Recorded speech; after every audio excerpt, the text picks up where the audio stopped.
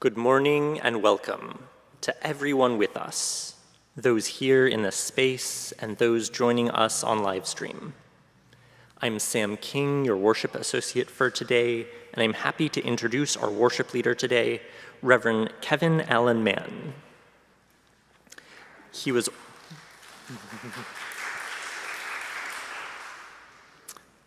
ordained by the First Unitarian Church of Oakland and serves as a chaplain with Sequoia Hospice. Today, he'll be sharing a bit about the UU Church of the Philippines, as well as his experiences as a queer Filipino American UU. To bring us into this service, I'll be reading The Web of Life by Robert Weston. There's a living web that runs through us to all the universe, linking us each with each through all life, on to the distant stars.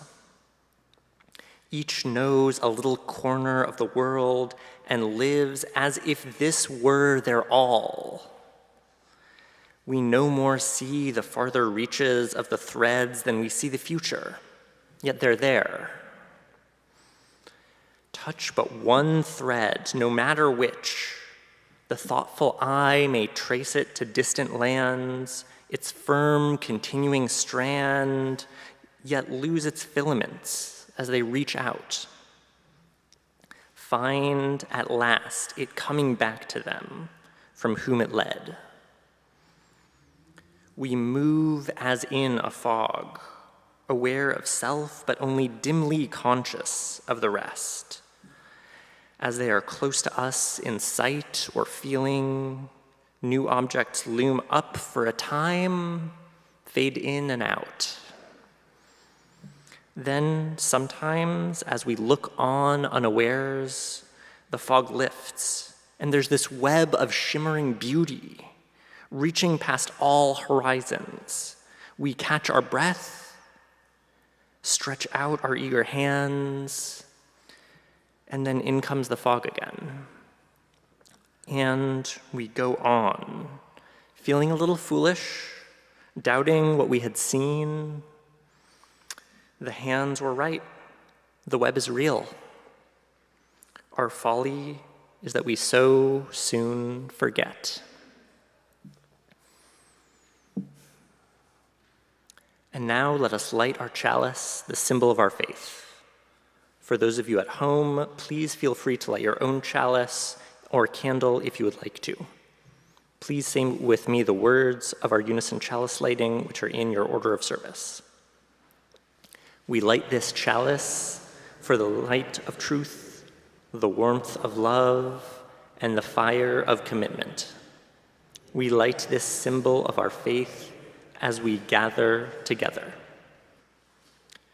Now please join me in singing hymn number 159 in your gray hymnals, and rise and body or spirit. This is my song.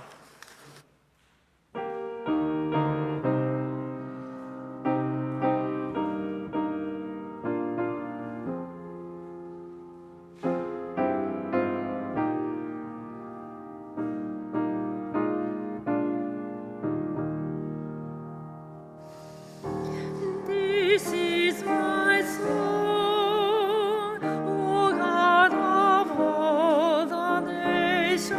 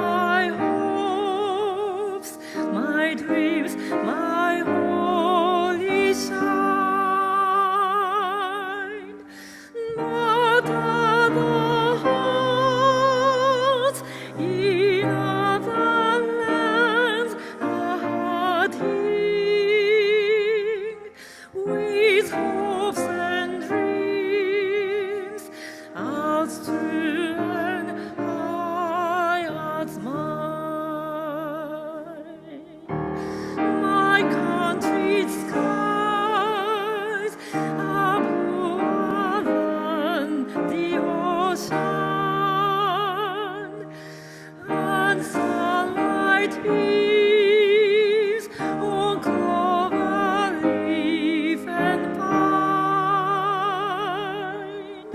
But other lands have sunlight too, and clover, and skies are everywhere as blue as mine. Oh, hear my song, thou God of all the nations, a song of peace for their lands and for mine.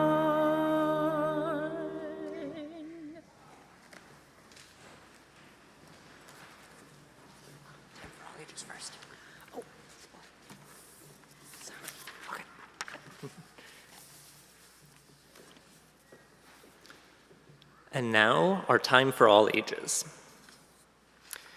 This is the Visayan origin myth.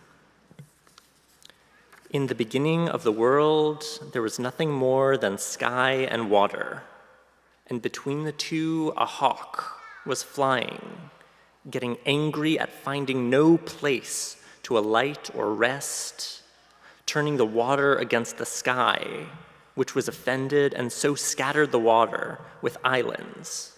And then the hawk had a place to rest. When it was on one of those islands along the seashore, the current threw up a piece of bamboo at its feet, which the hawk grabbed and opened by pecking, and from the two sections of the bamboo, the first people came out. The people were strong, malakas, and beautiful, maganda, and from them all people of the earth are descended.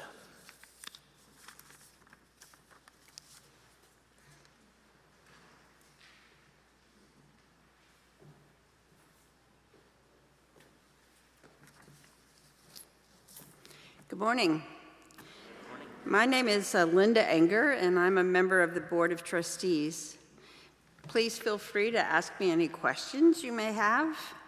You're also welcome to attend our monthly meetings. We meet every third Tuesday in the Fireside Room at 6:30. Or if you'd like to attend by Zoom, you can get the link by sending an email to our secretary, Lucy Smith, at secretary@uusf.org. If this is your first time joining us in person or on live stream, thanks for joining us. If you would like to receive a copy of the weekly email newsletter, which includes a link to the order of service and Sunday live stream, you can fill out one of our yellow connections forms. Those forms are on the welcome table outside the sanctuary, perhaps in a pew in front of you, and available through a link in the order of service or video description of today's service. The order of service lists upcoming events and links to opportunities to connect.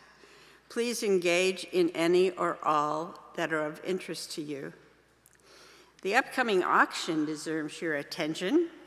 Please support us in this fun and fundraising event. Now I'd like to ask Judith Stoddard to share some information with us.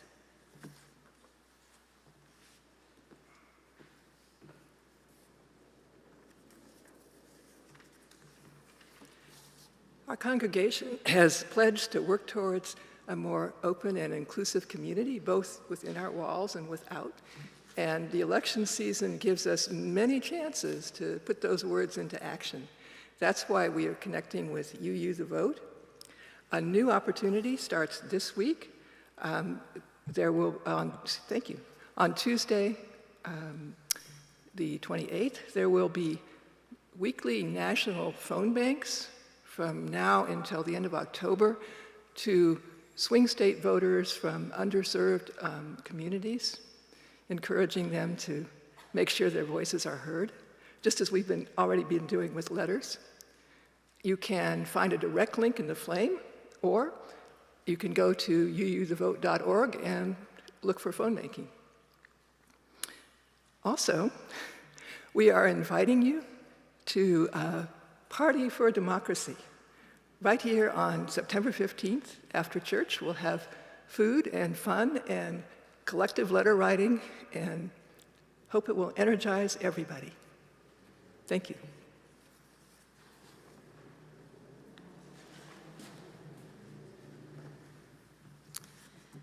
The offering this morning will be given to support the Unitarian Universalist Church of the Philippines. Reverend Mann will give you some more details about that as we come to that point. That's all that I wanted to bring to your attention this morning. Let's take a moment to greet one another. If you're on live stream, please take a moment to introduce yourself on the chat.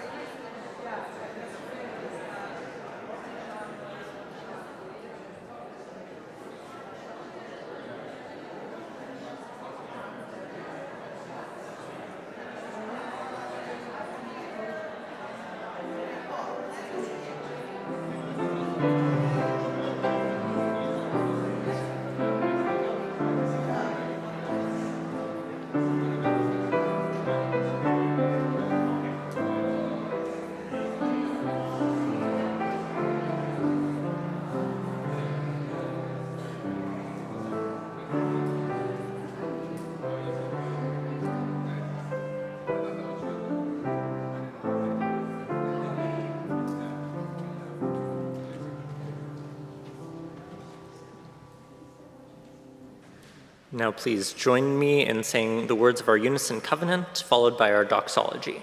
The words are in your order of service. Love is the spirit of this church, and service is its prayer. This is our great covenant, to dwell together in peace, to seek the truth in freedom, and to help one another.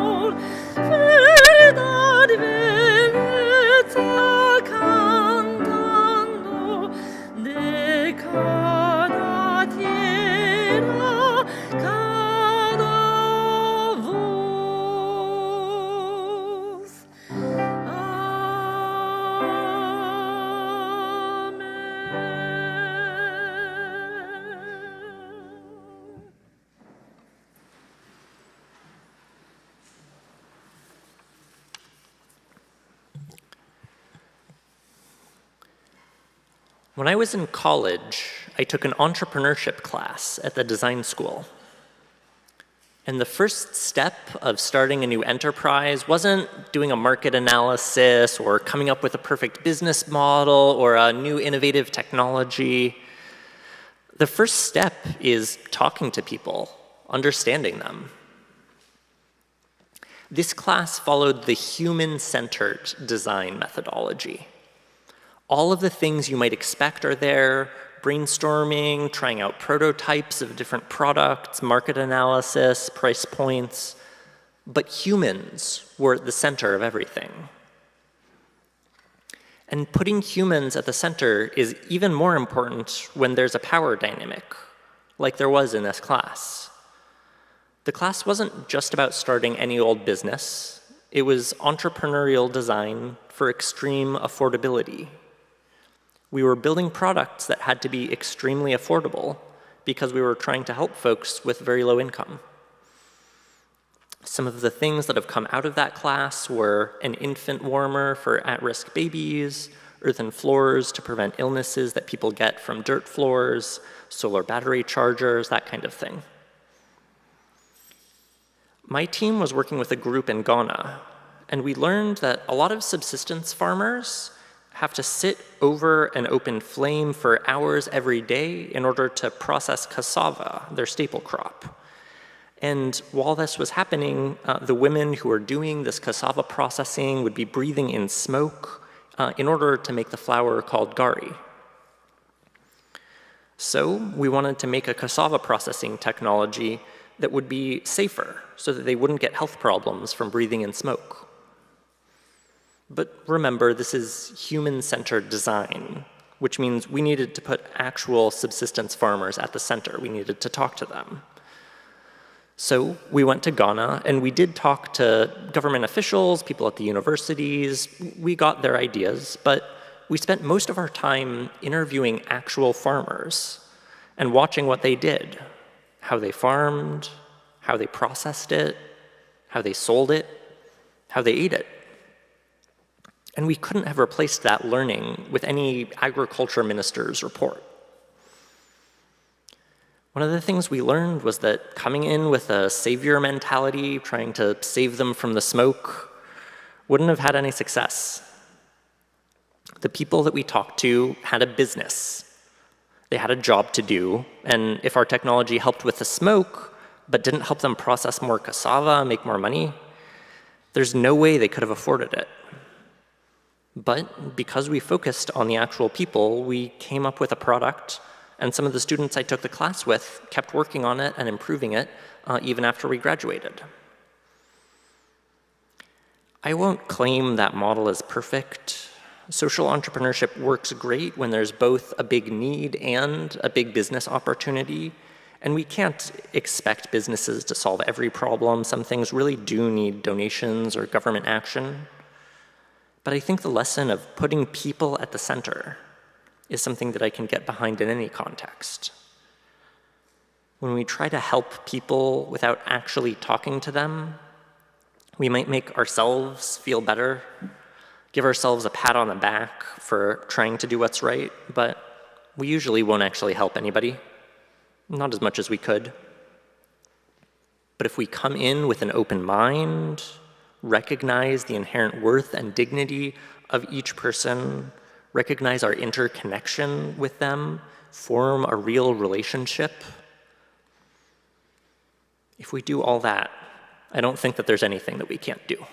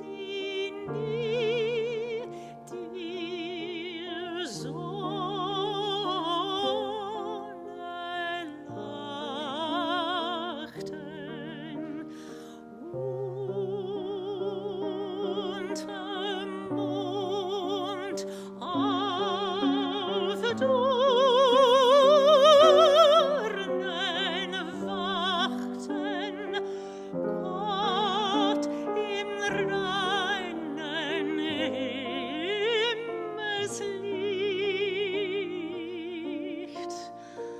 weit zu sehen von Augensicht.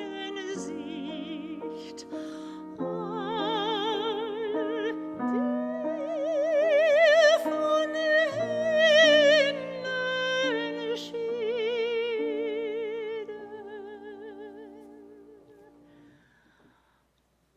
all Seelen ruhen in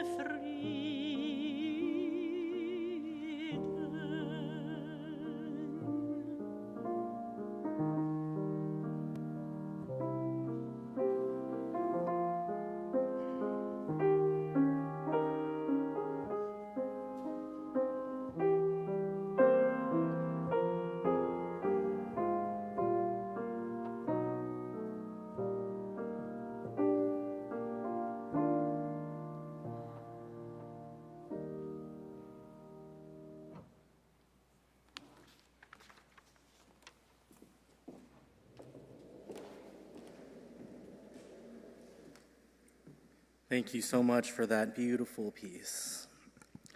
Our prayer this morning is called the Song of the Afflicted, which was written by Reverend Rebecca Quimada Sienes, the daughter of Reverend Toribio Quimada, founder of the Unitarian Universalist Church of the Philippines, which was started in 1955. Reverend Rebecca courageously led the UU Church of the Philippines after the untimely death of her father in 1985, who was killed for organizing farmers in the Philippines. This is her prayer. Is there a God in a world of injustice and inequality, in a world of oppression and tyranny, of poverty and ignorance? God, where are you? I know of a kind, loving, and gracious God who is honest, just, and fair. Whoever, whatever, wherever you are, hear our cries, hear our pains, hear our agonies. God, where are you? Hear the calls of the people in a fractured society. Their calls are true, genuine, and real. They are hungry for justice, hungry for equality. They are thirsty for real love and happiness. Do you hear me? Please, hear us, O God. Listen to us now. Act on our behalf now. Gracious, loving, just God, now is my time. And now we will move on to the generosity ask, and we thank you so much this morning. You're going to be able to watch a video from Reverend Armand Pedro. He's the church administrator of the Unitarian Church in the Philippines, Unitarian Universalist Church of the Philippines. The much-needed funds today raised will go directly towards the UUCP Ministers Association. All of their ministers are not paid. And so folks are farmers, folks are fishermen, sometimes they teach in schools, and on Sundays they preach at our 25 UU churches with our 3,000 UU members in the Philippines. Your money goes to these ministers and goes to the Minister Educational Fund. Many of the new ministers in the Church of the Philippines are women, are LGBTQ people. We're one of the few denominations in the Philippines ordaining women, ordaining LGBT people, and your $1 is times 56, because it's times 56 pesos. So for every $1 you give, that's 56 pesos in the Philippines, which will go a really long way. And so now I thank you for helping spread the light of liberal religion to all parts of the world. And you'll hear now directly from my good friend, Reverend Armand Pedro, Church Administrator of the UU Church of the Philippines. Thank you for your generosity this day.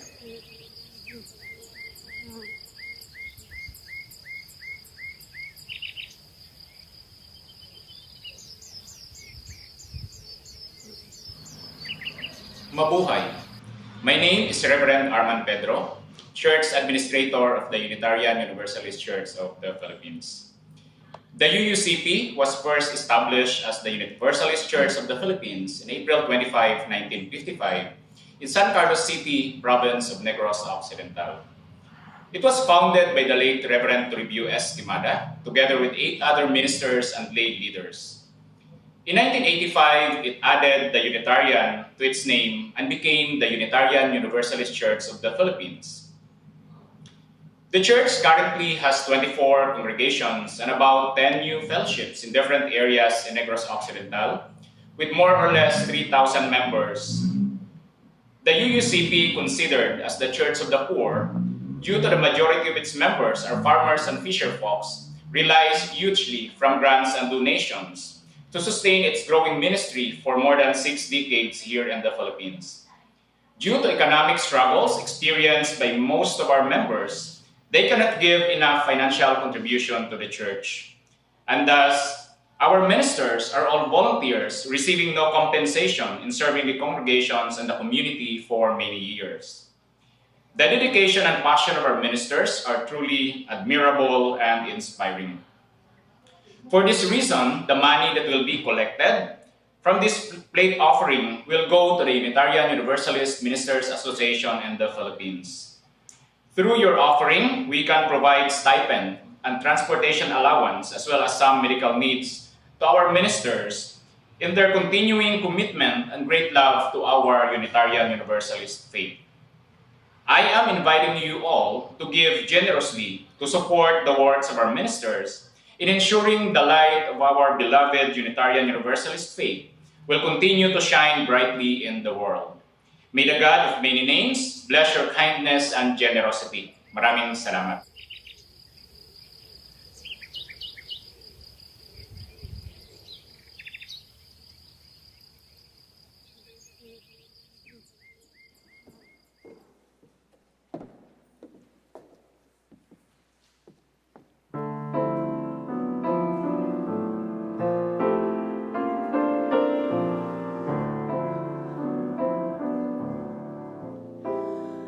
Lord, I just can't keep from crying sometime.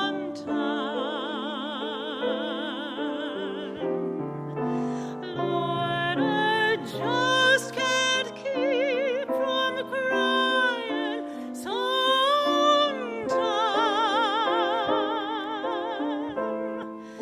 When my heart is full of sorrow and my eyes are full of tears, Lord, I just can't keep from crying sometime.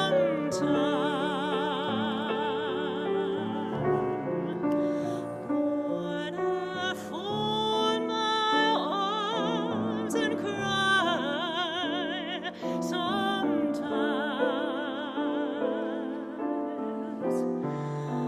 Lord, I fold my arms and cry sometimes.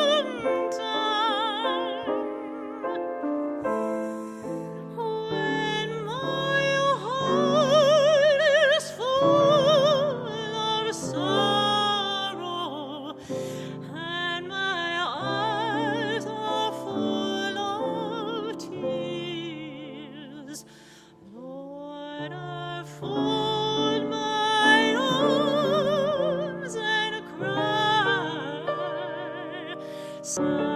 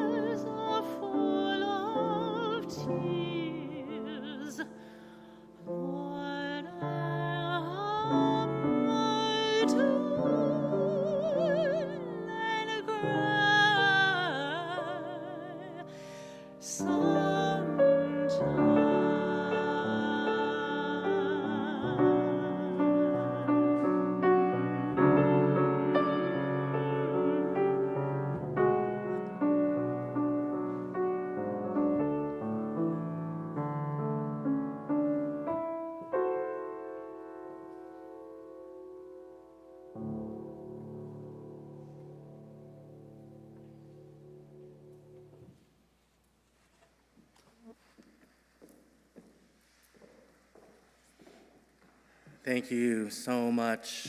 Thank you, everyone. So, good morning, or good morning. And in Cebuano, maayong buntag po. Maayong buntag po. Cebuano is the language that is spoken by the folks with the UU Church of the Philippines. It's also the language that my family speaks. My family is from the island of Cebu in central Philippines, which is about a 3-hour awesome ferry ride to Dumaguete, which is the headquarters of the UU Church of the Philippines. So, we in the States, we have Boston, right? In the Philippines, they have Dumaguete, which is the largest city in the regional province of Negros Oriental. Negros is one of the 7,107 islands of the Philippines. So out of those 7,000 islands, most of our UU churches, actually 24 of our UU churches, are located on one island. That one island is Negros Oriental. And we have one congregation outside of the island of Negros in Metro Manila, in a place called Bicutan in Metro Manila, and it's mostly working class folks. And so I'm here today to talk about the pilgrimage that I did with my family this past January. This was my third pilgrimage to the UU Church of the Philippines, but this was the first time I brought along my mom, my dad, and my sister, who are all watching right now. Hi, Mom, Dad, and sister. And I was able to be there with my whole family. And it really changed a lot of things for me. And so thank you so much to your Reverend Vanessa for this invitation to preach. Thanks so much for Sam to being an amazing worship associate. Thank you to Akane and Bill and Christine and Nancy for your gifts of music and just creating that mood for us. Thank you so much to Jonathan. Welcome back. All your support. You have such an amazing team here. And every time I come to this church, I can feel it. And I can feel how strong it is, and it inspires me. Last time I was here was in November 2023 with Mari, your amazing Mari, as my worship associate. And it's just so good to be back together again. So the UU Church of the Philippines is one of the few denominations in the Philippines ordaining women, ordaining LGBTQ folks, marching for environmental justice, protecting coral reefs, using our values as a liberal religious beacon in the heart of one of the most conservative Catholic countries in the world, where even divorce is still not yet legal. So imagine what that means for women, for LGBTQ folks, for folks that are indigenous and at the margins. And so the existence of the Unitarian Universalist Church of the Philippines allowed me, as a queer, brown, Filipino American, to claim this Unitarian Universalist faith as my own. The moment, that moment that I learned about the UU Church of the Philippines in General Assembly 2006, St. Louis, that was the moment that changed my life. In that single moment, the chalice of my UU faith, the spirit of my Filipino ancestors, and my LGBTQ identity proudly found one place to call its spiritual home. My parents speak the same Cebuano language, and during that pilgrimage, I'll never forget my mother serving as translator for my sister and I, not wanting us to miss a single word, a single song, or a single beat.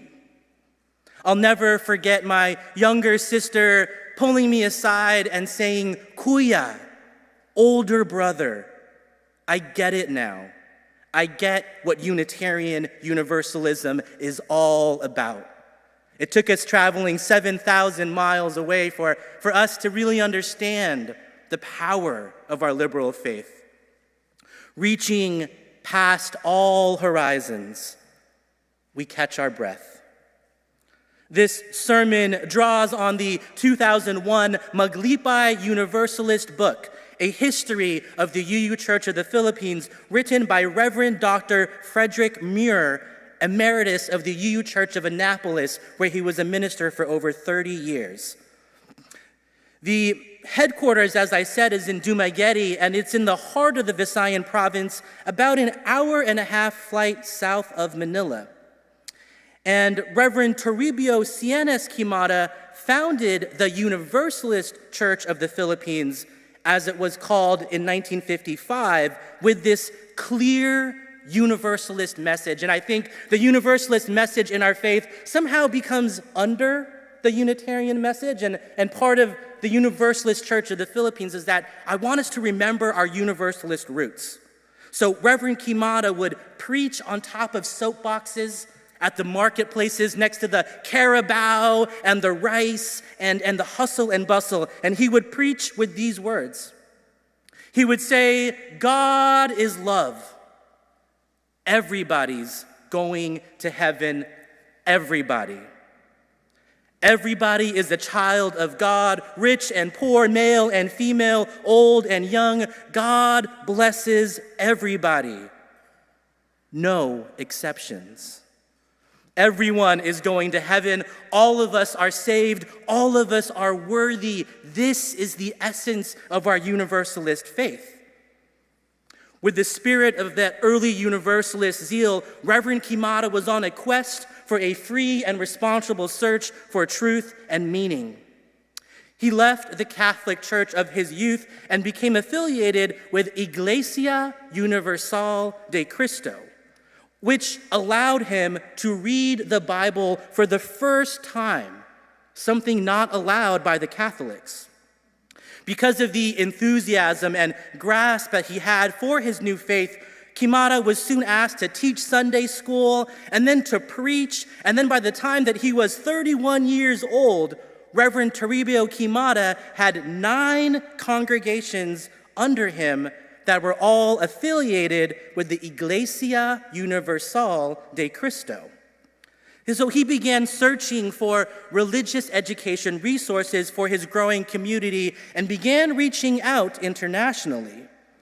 Now, this is the part of the story that takes on a level of serendipity, if you will, divine providence, destiny, or as UUs call it, our 7th principle, which stated that we respect the interdependent web of existence of which we are a part. What happens to one strand of the web affects all strands of the web.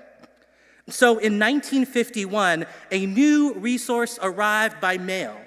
In the most out-of-the-ordinary way, Reverend Quimada received a letter that was wrapped in an old newspaper, an old American newspaper, from one of the leaders of his churches.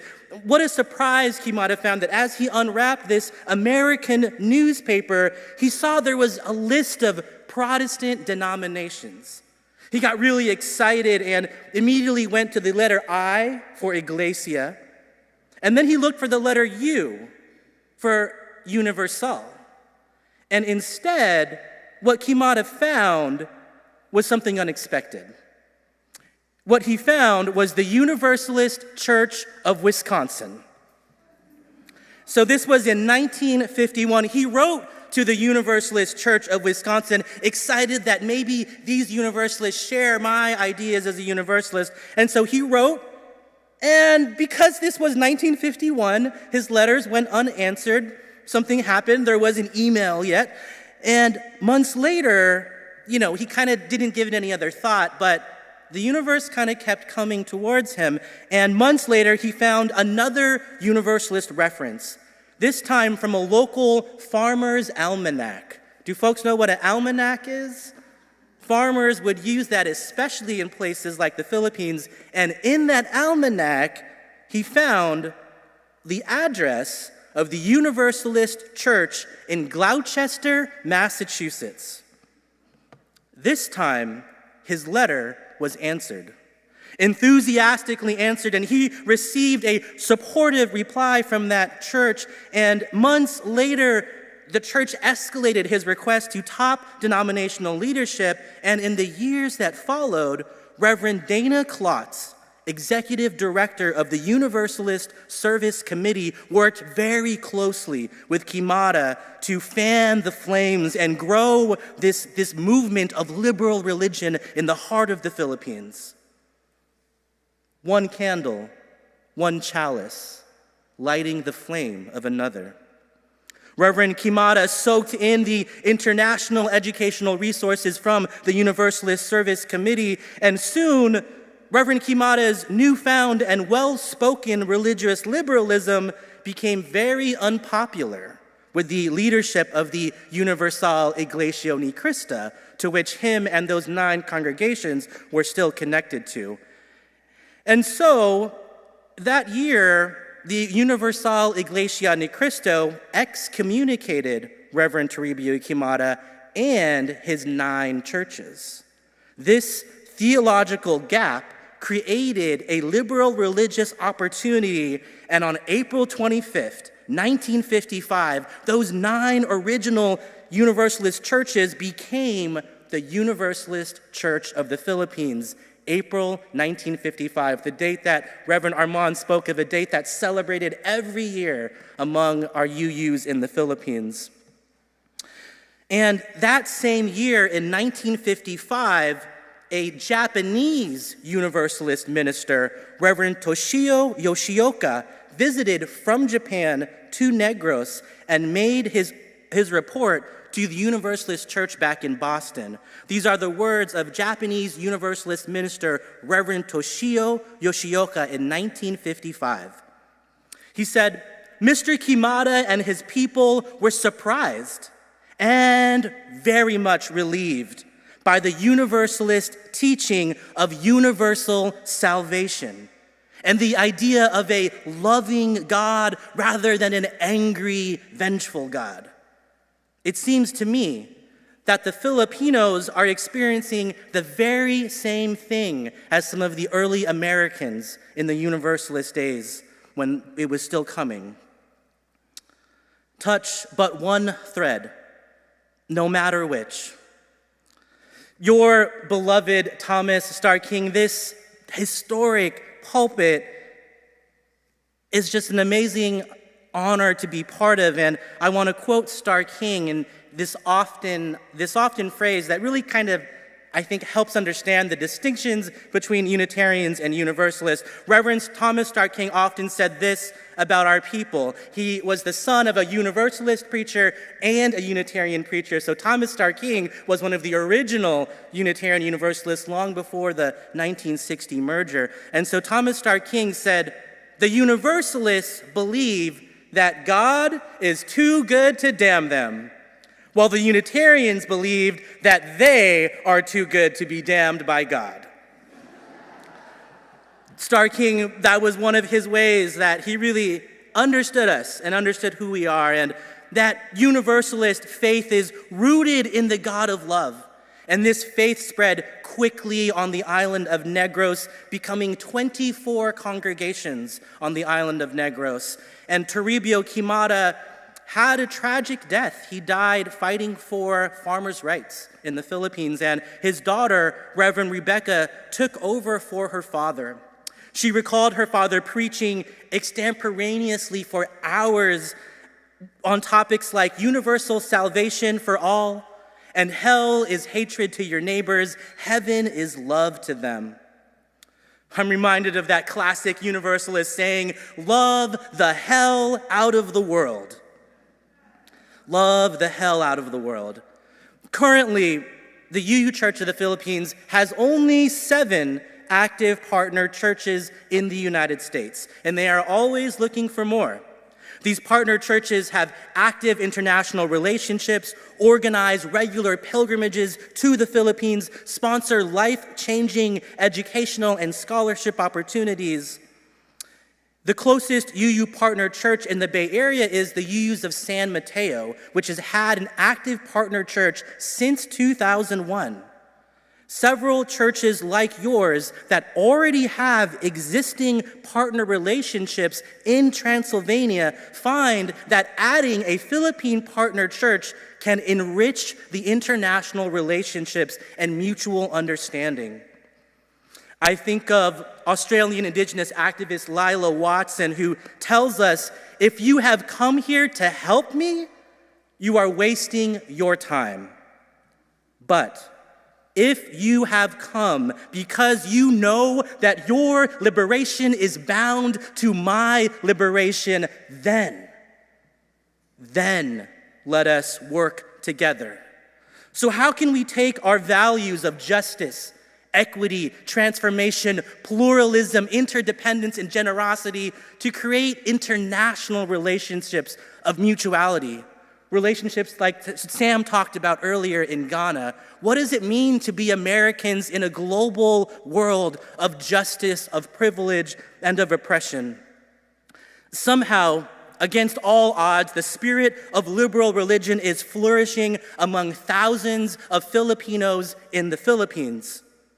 Here in the Bay Area, we have the second highest Filipino American population in the nation. In the Bay Area, we have over 500,000 kababayan, Filipinos, and Filipino Americans. As we move towards our vision of becoming an anti-racist, multicultural, beloved community, how do we better serve the diverse, liberal religious needs of all people that call the Bay Area home? What can a relationship with the UU Church of the Philippines teach us about our Unitarian Universalism that may resonate with other people of color down the street, down the block? How could a relationship with the UU Church of the Philippines enhance, reinvigorate, and have a stronger sense of purpose for your existing partner church council with our Unitarian siblings in Transylvania? Our faith, Unitarian Universalism, says there's a place for everyone at the welcome table.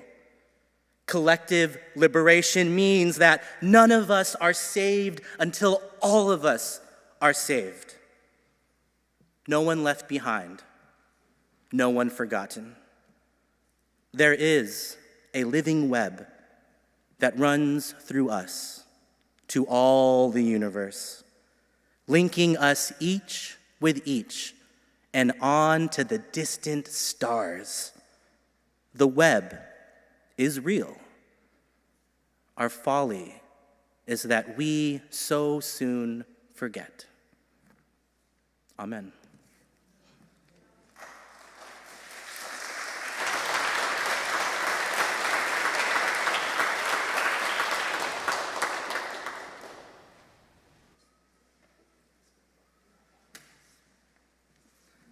And for the closing song, I'm super excited about this. We'll be watching us singing Spirit of Life 7,000 miles away in the Philippines with my mom, my dad, and my sister. I'm crying, everyone's crying. It's this amazing moment to realize that we have a global faith, and the light of our chalice spreads wide. So we will watch the UU Church of the Philippines video, and then we will sing Spirit of Life together as our closing song. Thank you.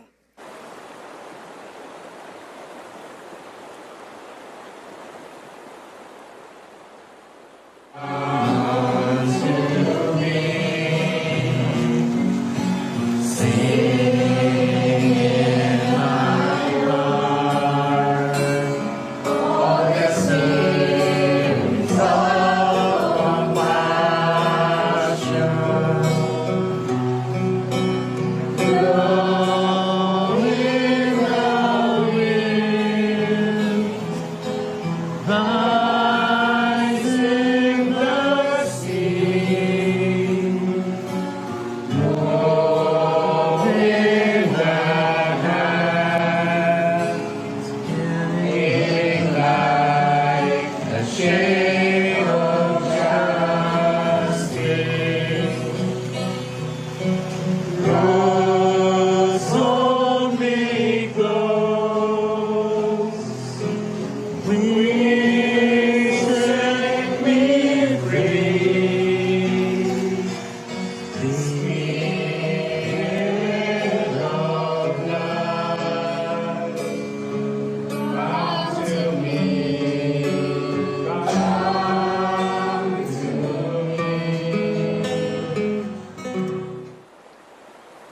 or Spirit, and we will sing Spirit of Life as our closing hymn.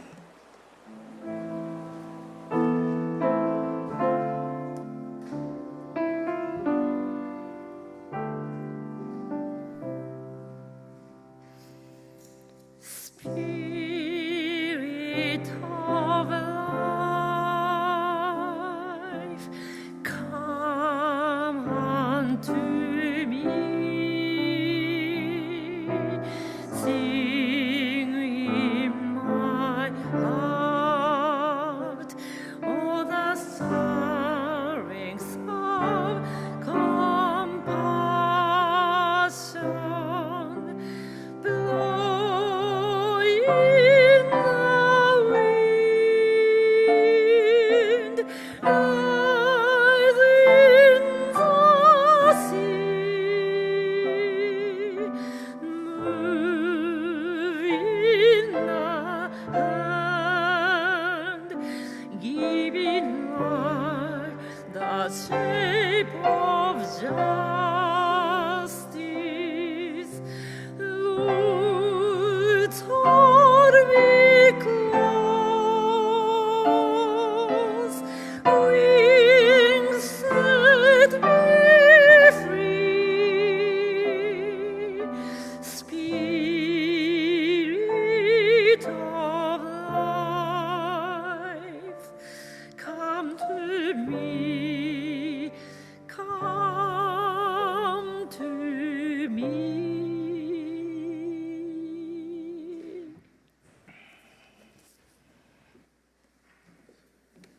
Thank you again, First UU Society of San Francisco. Please check out the links in the order of service. It's bit.ly/UUCP links. And there's links to what San Mateo is doing, what the Hawaii Church is doing. Also, part of that links is the video that Shu Lee and Lori Lai in the back, I see you, they made this an hour and 18-minute documentary about the UU Church of the Philippines. It's literally the best UU Church of the Philippines documentary we have. So if you go to bit.ly/UUCP links, their video is part of that link. So we close with words from Reverend Rebecca, who said, "It is up to the present generations of Universalists to take good care and nourish this growing seed, being the daughter and a witness to the hard labors of my father, spreading the message of Universalism in the Philippines. I cannot conceive in the remotest corner of my mind that this seed will die. I cannot imagine that the faith my father died so violently defending will be forgotten or unremembered or neglected in the hearts of Unitarians and Universalists around the world. The Universalists in Southeast Asia are not different from the Universalists in North and South America, Europe, and other countries. May we always remember those words. Go forth to love and serve the world. Amen."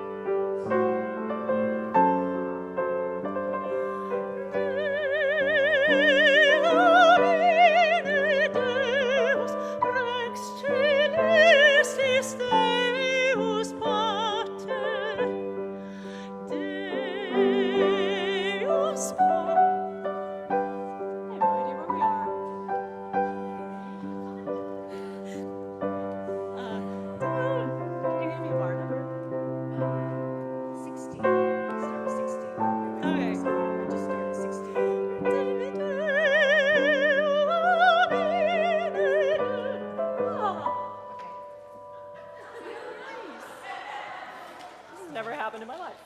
I think, are we in the right order? Starting at 16. I think we might be in the wrong page. We were in the wrong. We were in the wrong page. Here we go. Where we are. 16.